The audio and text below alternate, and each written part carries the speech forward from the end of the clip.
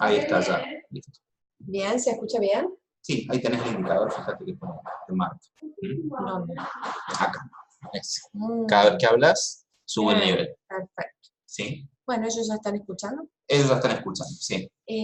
Solamente quería recordar, chatear acá, ¿verdad? Como para Sí. ver qué preguntan. Tenés que tocar de nuevo chatear y ahí se habilita el botón. Cuando lo tocas lo deshabilitas. Claro, ahí está habilitado. Sí. Ellos escriben y van a aparecer ahí los mensajes. Perfecto. ¿Vas a compartir pantalla? Sí, sí, bien, sí. eso desde ahí. Sí, ya abrí. Perfecto. Sí, Listo. ya lo tengo. Bueno, largas nomás cuando quieras. Cerrate ahí, ¿querés? Ahora sí. Ay, para venir. Está bien.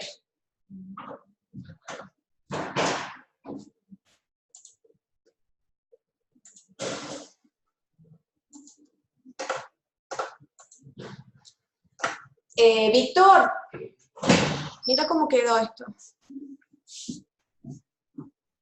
Debes estar compartiendo. ¿Estás compartiendo la pantalla? No, ahora no, todavía no. Acá. Compartir este. Está bien, perfecto. Ahí está. Listo.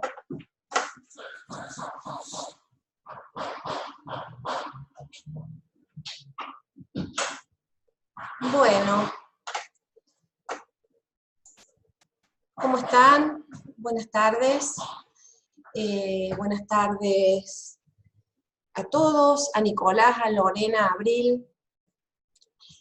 Vamos a trabajar, voy a compartir un archivo donde vamos a señalar algunos puntos importantes sobre las unidades que están incluidas para el segundo parcial.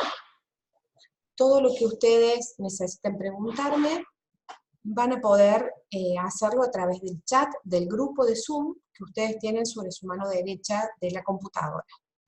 Yo cada tanto voy a ir entrando al finalizar cada una de las unidades para que mirar qué chat hay, ¿sí? Bien.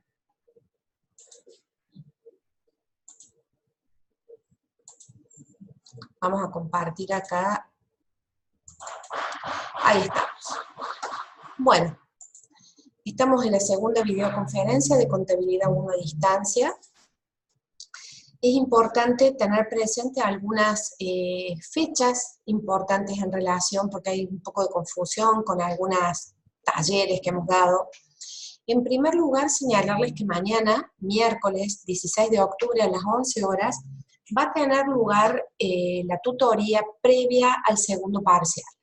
La tutoría va a estar a cargo de la profesora Eliana Werbin, se va a dar a las 11 horas en el aula D, y allí van a poder, es importante porque es una instancia para consultar, para sacarse dudas, para revisar algunos temas.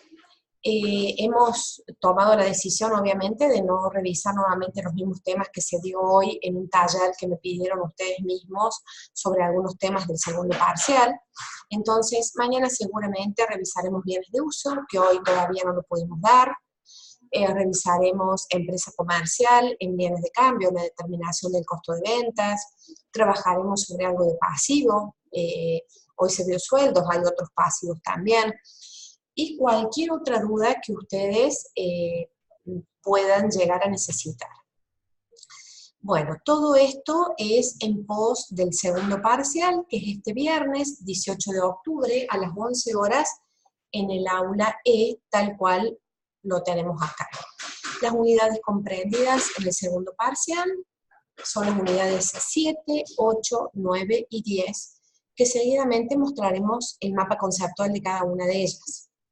El examen es escrito, teórico-práctico, 50% de teórico, 50% de práctico, donde también es importante destacar que debe estar resuelto cada una de esas partes, el teórico y el práctico, mínimamente a la mitad también. O sea, mínimamente exigimos un 50% del teórico y un 50% del práctico para que se pueda aprobar. Es decir, que aquel que no hizo nada del práctico y tiene el teórico bien, tampoco estamos en condiciones de decir que es un parcial que está aprobado. Después cualquier cosa yo ya voy a ir mirando el chat a ver si hay algo para preguntar en relación a los temas de estas fechas importantes. Entonces recuerden que tenemos tutoría previa, parcial, en esta misma semana. Bien, me voy a ir a mirar si hay algún tema importante. Abril, Nicolás, que son los que están conectados, ¿hay alguna pregunta que necesiten hacer? Bien, yo voy a volver a entrar en un ratito a ver si necesitamos contestar algo. Perfecto. Lo que voy a mostrar seguidamente, a ver si hay una pregunta. No. Perfecto.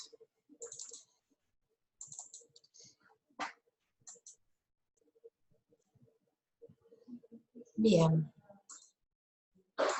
Lo que vamos a mostrar seguidamente es el mapa conceptual de cada una de las unidades, unidad 7, 8, 9 y 10, explicando algunas cuestiones importantes. Bien, la unidad 7 está referida a bienes de cambio. En cada unidad, como venimos trabajando hasta este momento, es importante conocer el concepto de este rubro, que en este caso estamos hablando de un rubro del activo, bienes de cambio. ¿Cuáles son los componentes que componen ese rubro? ¿Cómo se evalúan, tanto cuando ingresan al patrimonio como al cierre? ¿Y cómo se exponen? En cada rubro trabajamos la misma problemática. Bueno, los bienes de cambio son aquellos bienes que posee la empresa destinados a la venta habitual o a ser consumidos para la producción de bienes que van a ser destinados a la venta o que se encuentran en proceso de producción, ¿sí? Generalmente en una empresa comercial los bienes de cambio son las mercaderías, en una empresa industrial los bienes de cambio están compuestos por las materias primas, que luego van a ser utilizadas para la producción, por la producción en proceso, por los productos terminados. Bien, ustedes aquí en el mapa conceptual pueden ver cómo se evalúan esos bienes de cambio tanto al inicio, o sea, al ingreso al patrimonio, como al cierre de ejercicio. Al inicio los bienes ingresan por su valor de contado, por su valor de costo, entendiendo por costo al valor de contado, más todos los gastos necesarios para que ese bien esté en condiciones de formar parte de nuestro activo. Es decir, si hubiera fletes se activan, si hubiera seguros en un traslado, en una importación, por ejemplo, también. Acá dice más impuestos no trasladables. ¿Eso qué significa? Los impuestos trasladables, pensemos en una factura de compra de mercaderías, si la factura de compra incluyera el IVA, ese IVA, en realidad es el IVA crédito fiscal que se recupera cuando la empresa hace su declaración jurada de IVA. Por lo tanto, ese IVA no forma parte del costo de los bienes de cambio. Se utiliza otra cuenta de activo para su registración, que es la cuenta IVA crédito fiscal.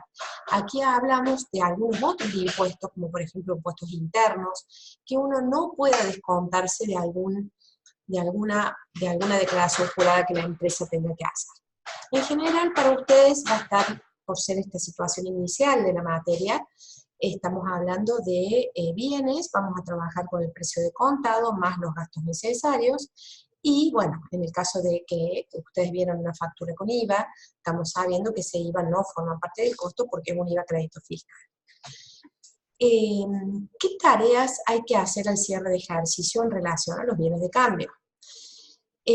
Al cierre de ejercicio las empresas deberían realizar un inventario de los bienes de cambio para luego aplicar algún criterio de evaluación y evaluarlo, y determinar el costo de la mercadería vendida, ¿sí? Bueno, ustedes o lo han visto hoy en una clase, en una tutoría, en un taller, han visto que hay dos maneras de calcular el costo de la mercadería vendida. Una se llama método de inventario permanente, donde el costo de la mercadería vendida se calcula a continuación de cada venta. Se hace la venta y se calcula el costo, por eso se lleva un inventario permanente. Yo podría estar en condiciones de saber exactamente cuál es el costo cuando cada venta y cuál es la existencia. Y la otra se llama diferencia de inventarios, O sea, trabajar en un periodo de tiempo donde durante ese periodo se registran las ventas y al final del periodo, en general cierre de ejercicio, se registra el costo de la mercadería vendida a través del sistema de inventarios, existencia inicial, más compras, menos existencia final. Este tema lo vamos a revisar mañana, alguna ejemplificación, ya que hoy hemos hablado de inventario permanente, donde sabemos que hay distintos métodos, método primero en entrar, primero en salir, o último en entrar, primero en salir. Esto significa, bueno, entender que cuando yo determino el costo de la mercadería vendida, si estoy utilizando PEPs, primero en entrar, primero en salir, estoy entendiendo que la mercadería que se está vendiendo es la primera que entró. Esto es en relación a la evaluación de los bienes, tanto al ingreso al patrimonio como al cierre de ejercicio. ¿Dónde se exponen los bienes de cambio? Bueno, en general los bienes de cambio se exponen en el activo corriente. ¿Por qué? Porque entendemos que van a convertirse en efectivo en los 12 meses siguientes al cierre de ejercicio.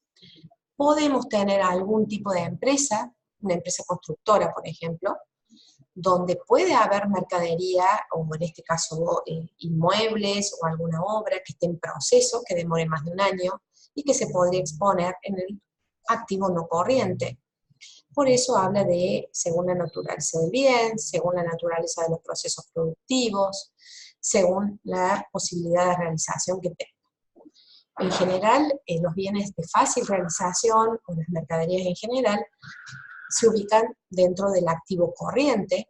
Recordemos que corriente es todo aquello que estimamos se va a convertir en efectivo dentro de los 12 meses siguientes al cierre de ejercicio. Si para su conversión en efectivo vamos a demorar más de los 12 meses siguientes al cierre, será no corriente. Así que, bien, quiero saber cómo estamos con bienes de cambio. Hoy han repasado inventario permanente, mañana van a repasar diferencia de inventarios en la tutoría previa. Así que me voy a ir a los chats a ver si hay algún chat.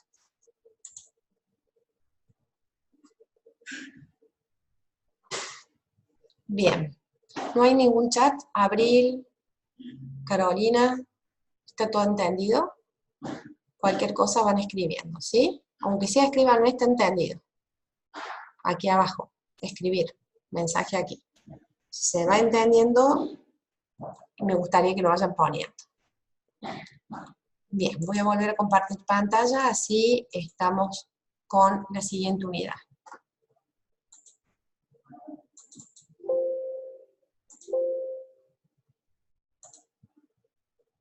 Bien.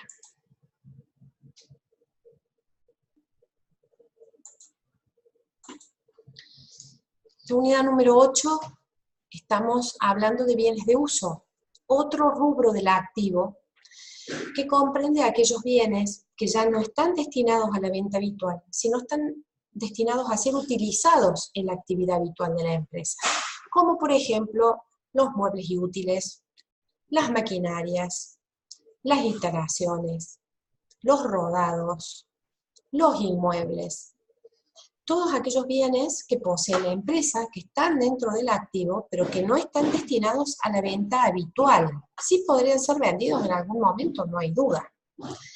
Por eso dice que están destinados a ser utilizados en las actividades del ente, no a la venta. Obviamente que acá dice generan flujos de ingresos porque van a ser utilizados en una actividad con el objeto de producir ingresos.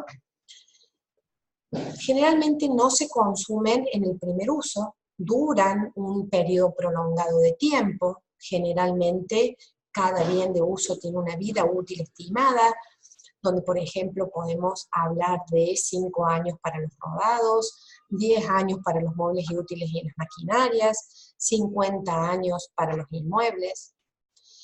Por eso dice que su duración es prolongada y no se consumen en el primer uso. Y con el objeto, digamos, se van desgastando, se van consumiendo, se van deteriorando a lo largo del tiempo. Por tal motivo, el tratamiento contable de ese desgaste, de ese deterioro, es lo que conocemos con el nombre de depreciación. Bueno, ¿cuál es el tratamiento contable que damos a los bienes de uso? O sea, ¿cuál es su medición al ingreso al patrimonio y al cierre? Y luego, ¿cuál es su exposición? Bueno, al ingreso al patrimonio, al igual que los bienes de cambio, los bienes de uso ingresan por el valor de costo más los gastos necesarios para que ese bien esté en condiciones de ser utilizado. Hablamos de gastos de traslado, algún gasto de instalación, algún impuesto que haya que abonar que no se recupere, por lo tanto no hablaremos del tema del IVA. En los bienes de uso que son producidos y requiere un proceso de producción largo, estaría permitido activar los intereses si es que hemos tenido que recurrir a alguna fuente de financiamiento. Al cierre del ejercicio, ¿qué se hace con los bienes de uso? Hay que depreciarlos, o sea, hay que reflejar contablemente ese desgaste, ese deterioro, ¿sí? Por eso acá dice depreciaciones. Es el reflejo contable, o sea, es registrar una pérdida contra una cuenta regularizadora de activo, donde esa cuenta regularizadora es la que va corrigiendo el valor de origen, lo va disminuyendo de alguna manera para llegar a través de la diferencia entre el valor de origen y las depreciaciones a lo que conocemos como el valor residual.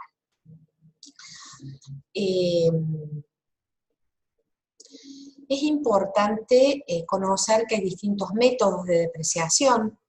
Tenemos un método de depreciación lineal, que es el que recién nombrábamos, donde podemos decir que los bienes de uso se deprecian en función a una X cantidad de años, en línea recta, es decir, que todos los años se deprecia el mismo importe.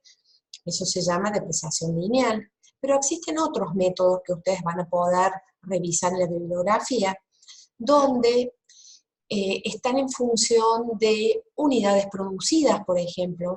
Compramos una máquina dispuesta o prevista para la producción de 1 millón de unidades, bueno, y vamos viendo cuál es la producción anual, y vamos haciendo una regla de 3. Si está destinada a producir 1 millón de unidades, y el primer año producimos 100.000, se depreciará al 10%. Si al siguiente año se produjeron 200.000, se depreciará un 20%. Eso se llaman depreciaciones en función de unidades producidas. También podríamos hablar de kilómetros recorridos para el caso de tener que depreciar un medio de transporte, donde conocemos cuál es la vida útil en kilómetros, y uno podría ir haciendo una regla de 3 y decir, bueno, si está previsto que recorra tantos kilómetros en toda su vida útil, vamos depreciando en función de los kilómetros que recorre mes a mes, año a año, perdón. Eso en cuanto a la depreciación. Hay dos conceptos que también mañana se van a trabajar, porque bienes de uso vamos a repasar bastante mañana. Hay conceptos importantes a repasar en cuanto a lo que es la diferencia entre una mejora, una reparación y un gasto de mantenimiento. Es interesante que ustedes puedan distinguir que no es lo mismo hablar de una mejora sobre un bien de uso, que hablar de un gasto de mantenimiento de un bien de uso, que hablar de una reparación de un bien de uso. Todos tienen un tratamiento contable diferente, se utilizan cuentas diferentes. En realidad el mantenimiento y la reparación son más parecidos. La mejora estamos hablando de un incremento en el valor del bien de uso o en su vida útil. Por lo tanto, cuando hablamos de que a un bien de uso le realizamos una mejora, por ejemplo, instalarle un equipo de frío a un rodado, agregar metros cuadrados a un inmueble, agregar algún dispositivo, alguna maquinaria que permita optimizar su uso o producir más unidades, lo que tenemos que saber es que esa erogación tiene que ser activada, o sea, vamos a utilizar la cuenta del bien de uso del que se trate. En los primeros casos que di, utilizaremos la cuenta rodados para reflejar esa erogación, mientras que si hablamos del dispositivo agregado a una máquina, utilizaremos maquinarias, o sea, utilizamos cuentas de activos para reflejar la erogación hecha en la mejora. La mejora también tiene que ser depreciada en el resto de la vida útil del bien. hay ejercitación, mañana también se va a ver, por ahora damos el marco teórico. Si hay alguna duda, por supuesto que me escriben. En cambio, ya cuando hablamos de reparación y mantenimiento, estamos hablando de erogaciones que van a ser reconocidas como gasto en el momento de realizarlas. Y hablamos de mantenimiento cuando hablamos de una erogación realizada con el objeto de mantener la capacidad operativa del bien o mantener su prestación. En cambio, en una reparación hablamos de un gasto para devolverle la capacidad que originariamente tenía. Hablamos de una reparación de un vehículo cuando se rompe, o hablamos de un mantenimiento de un vehículo cuando se le hace un mantenimiento periódico. En ambos casos estamos hablando de cuentas de resultado negativo, gastos de reparación, gastos de mantenimiento. Mientras que en la mejora utilizamos una cuenta de activo para poder reflejarla. En cambio, cuando hacemos mantenimiento y reparación, utilizamos cuentas de resultado negativo. Esto es en cuanto a lo que son cuestiones de medición. Una vez que hemos llegado al cierre de ejercicio, hemos realizado la depreciación del bien de uso, vamos a pasar a lo que es exponerlo al bien de uso en los estados contables. Sabemos que los bienes de uso, al igual que los bienes de cambio, se exponen en el estado de situación patrimonial, porque es una cuenta de activo. Nada más que en el caso de los bienes de uso, se exponen en el activo no corriente. No esperamos que el bien de uso sea vendido dentro de los próximos 12 meses, más bien estamos pensando que es un bien que está destinado a su uso, a conservarlo. Si está pensado o está previsto desafectar un bien de uso y venderlo en los próximos 12 meses, lo pasaremos al activo corriente, pero ya no dentro de bienes de uso, sino dentro de un rubro que se llama otros activos. Pero sí es posible que el bien de uso en algún momento se pueda vender. Lo desafectaremos del bien de uso, lo pasaremos a otra cuenta de activos que se llama otros activos hasta que lo vendamos. Cuando se vende un bien de uso, se da de baja el valor de origen y la depreciación acumulada. Bien, ¿qué preguntas hay? Voy a mirar.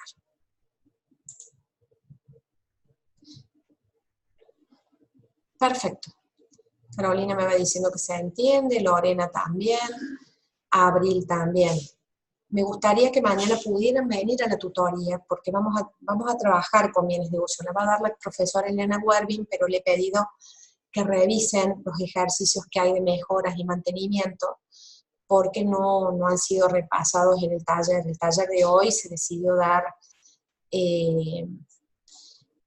los temas más bien de inventario permanente. Bien. Bien. Vamos a ir ahora a la unidad número 9. Ya hemos visto la unidad número 7, bienes de cambio, la unidad número 8, bienes de uso. Vamos a dejar el activo y vamos a entrar al pasivo, que es la unidad 9. ¿Qué es el pasivo? El pasivo son todas aquellas obligaciones con terceros que tiene un ente, ¿sí? O sea, son todas aquellas fuentes de financiamientos de terceros que ha necesitado recurrir la empresa para poder financiar su activo, ¿sí? Estamos hablando, por ejemplo, de proveedores, estamos hablando, por ejemplo, de préstamos bancarios, estamos hablando de impuestos que se adeudan, estamos hablando de remuneraciones y cargas sociales que se adeudan. Ustedes allí tienen distintas clasificaciones de pasivo. Una clasificación muy importante es que el pasivo se divide en dos grandes grupos, las obligaciones ciertas y las obligaciones inciertas.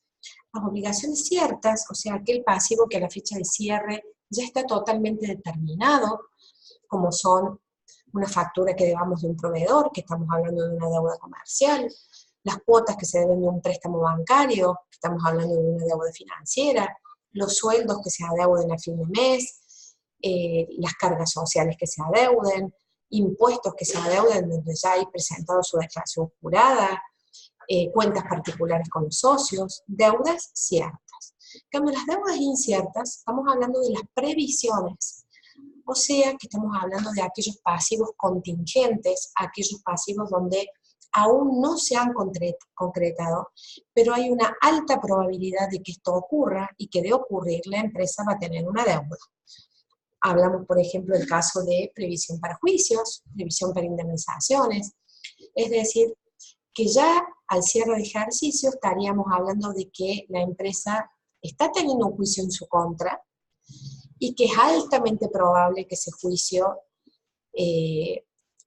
sea desfavorable durante el próximo año. Por lo tanto, nos paramos al cierre de ejercicio y hacemos una previsión, ¿sí? O sea, registramos una cuenta de pérdida contra una previsión. ¿Con qué objetivo? Con el objetivo de hacer incidir en el patrimonio esta previsión, de cierta manera como para corregir el resultado de ese ejercicio para que no esté sobredimensionado, ¿sí? Bueno, otra clasificación es según la naturaleza del pasivo, donde las obligaciones ciertas, en este caso, se clasifican en deudas comerciales, o sea, deudas con proveedores, cuyo origen es la compra de mercaderías, deudas financieras, o sea que el origen es la obtención de fondos de capital de trabajo para que la empresa pueda operar, deudas sociales, o sea, deudas con motivo de tener empleados en relación de dependencia. Allí encontramos las cuentas de sueldos a pagar, aportes y contribuciones a pagar, cuotas sindical a pagar, deudas impositivas, o sea, deudas que tiene la empresa con motivo de deber impuestos. Allí tendríamos impuestos a los ingresos brutos a pagar, tasa comercio e industria a pagar, el IVA débito fiscal, también es una cuenta de pasivo, el IVA a pagar, y deudas societarias, hablamos de deudas con los socios, ya sea por cuentas particulares, dividendos a pagar, honorarios al director a pagar. A su vez, las deudas también pueden estar en moneda nacional o en moneda extranjera. Si están en moneda extranjera habrá que convertirlas al tipo de cambio vendedor del cierre de ejercicio. Podremos tener deudas en bienes en el caso de que no sean cancelables en moneda. Bien, ustedes en la bibliografía van a poder tener ejercitación de cómo se registra la obtención o el nacimiento de la deuda y al cierre de ejercicio, si hubiera intereses, habrá que devengarlos, ¿sí? Quiero saber cómo estamos con el pasivo, si hay alguna pregunta. Voy a dejar de compartir pantalla un minuto. Bien. ¿Cómo estamos, chicos? ¿Se va entendiendo? Bien. Bueno, el último tema que vamos a revisar en esta videoconferencia es la unidad 10, que es el patrimonio neto. O sea, si el pasivo es la fuente de financiamientos de terceros, el patrimonio neto es la fuente de financiamiento propia de la empresa. Ustedes saben que la estructura patrimonial, si yo dibujara una estructura patrimonial consistente, por ejemplo, en un cuadrado y lo dividiera por la mitad, del lado izquierdo tengo el activo y del lado derecho tengo el pasivo y el patrimonio neto. Por eso el activo es igual al pasivo más el patrimonio neto. Ese activo está financiado por fuente de financiamientos de terceros o por fuente de financiamiento propia, que es el patrimonio neto, que es de la unidad que estamos hablando. El patrimonio neto está compuesto, los componentes son dos grandes grupos: los aportes de los propietarios, que son aquellos efectivos o bienes que han ingresado a la empresa al inicio de actividad o en momentos posteriores, por eso dice aportes no capitalizados, no se han convertido en capital aún, son los aportes irrevocables o primas de emisión, y los resultados, los resultados acumulados, es decir, aquellos resultados que aún están en la empresa, es decir, que los socios no han hecho, no se los hemos distribuido aún. ¿Cuáles son? las ganancias reservadas, la reserva legal, la reserva estatutaria, la reserva facultativa, y los resultados no asignados aún. Esos resultados están todavía en el patrimonio neto de la empresa, hasta que una asamblea posterior los asigne. Posiblemente se decide que continúen en la empresa y no se asignen todavía, como para mejorar su estructura patrimonial.